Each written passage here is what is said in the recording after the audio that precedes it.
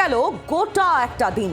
মবের মুলুক বেলডাঙ্গায় জি24 ঘন্টার সাংবাদিক সোমা মাইতি এবং তার চিত্র সাংবাদিক রঞ্জিত মাহাতের উপর খবর করতে গিয়ে উন্মত্ত জনতার হাতে আক্রান্ত হওয়ার মামলায় এখনো গ্রেফতার শূন্য।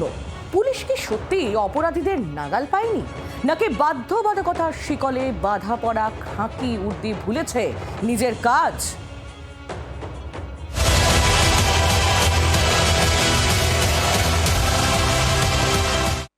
দীর্ঘ ওই প্রায় 2 কিলোমিটারের বেশি, মানে ওই যে মুহূর্তটা দুঃস্বপ্নের অতীত। দুঃস্বপ্ন, ভয়ঙ্কর দুঃস্বপ্ন। ঘুমের মধ্যে এখনো কেঁপে কেঁপে উঠছেন সোমা। শুক্রবারের ঘটনার কথা বলতে গেলে গায়ে কাঁটা দিয়ে উঠছে। মুর্শিদাবাদের বেলডাঙ্গায় মবের হাত থেকে প্রাণ বাঁচিয়ে ফিরেছেন বটে, কিন্তু সেই দৃশ্য এখনো ভুলতে পারছেন না। চোখে মুখে এখনো আতঙ্ক।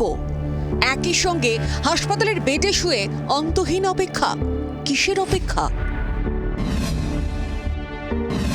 মিনিট, ঘন্টা, বেলা, দিন গড়িয়ে যায়।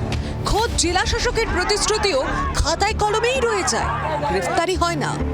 আমার মনে হয় সেই মুহূর্তে যা মব ছিল এবং পুলিশের যা সোর্স, তাদের যা ইন্টেলিজেন্স কাজ করে এটা খুঁজে বের করা যে কারা এই ঘটনাতে মদত দিয়েছিল এবং কিভাবে ঘটনা ঘটেছিল, পুলিশ মনে করলে 1 ঘন্টার মধ্যে এটা বের করে ফেলতে পারে।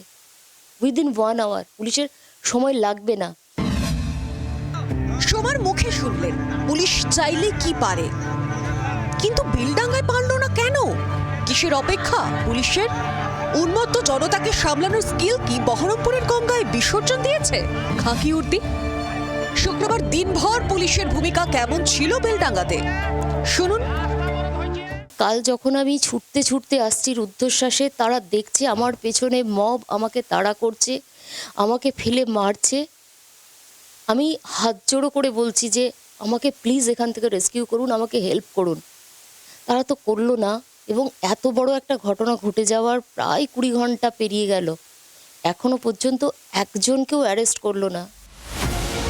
সোমার সঙ্গে বুধবার ছিলেন চিত্র সাংবাদিক রঞ্জিত।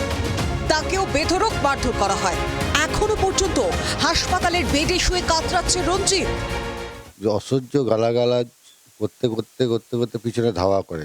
তো 10 জন থেকে 20 জন এই করতে 200-250 জন যখন ধাওয়া করে, তখন আমার রিপোর্টার সোমা মাইতিকে ধাক্কা মারেন। একদম পিঠতে পিছনে ধাক্কা মারেন, উনি পড়ে যান। ওনাকে ধরতে গিয়ে ওনাকে যখন তুলতে যায় তখন আমার পিছনেও ধাক্কা হয়। তখন আমার মোবাইলটাকে কেড়ে নেওয়া হয়, কেড়ে নিয়ে ভেঙে দেওয়া হয়। ওনারও সোমা মাইতির মোবাইল কেড়ে নেওয়া হয়। কিন্তু এরকম যে আচরণ করেছে, আমরা মনে হয় না তারা বেলডাঙ্গাবাসী। শনিবার হাসপাতালে সোমা রঞ্জিতকে দেখতে যান বর্ষিয়ান কংগ্রেস নেতা অধীর চৌধুরী। বেরিয়ে এসে পুলিশের নিষ্ক্রিয়তাকে তুলোধনা করেছেন। পুলিশকে বলবো, যদি মানিজ্জত বলে কিছু থাকে, আপনাদের ঘরেও মা বোনরা আছে, যদি মানিজ্জত বলে কোনো বোধ থাকে, সম্ভ্রম বোধ, মর্যাদা বোধ থাকে, তাহলে এই পুলিশের কোনো দিকে না তাকিয়ে সিধা ব্যবস্থা নেওয়া উচিত।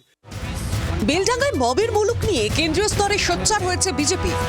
আমাদের প্রতিনিধি সোমার ছবি হাতে নিয়ে দিল্লি থেকে তৃণমূলকে তোপ দাগেন বিজেপি নেতা সম্বিত পাত্র।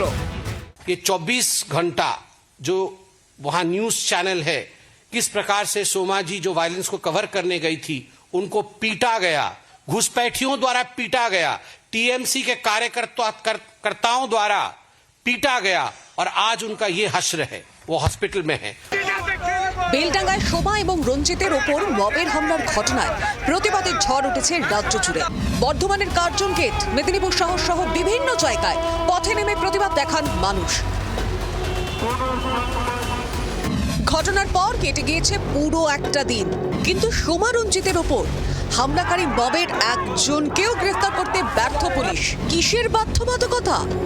কেন একজন সাংবাদিককে নিজের কাজ করার পরিসরটুকু দিতে পারছে না পুলিশ প্রশাসন? খাকি উর্দির এই বেনজির অসহায়তা কেন? একজনকেও গ্রেফতার করতে পারবে পুলিশ?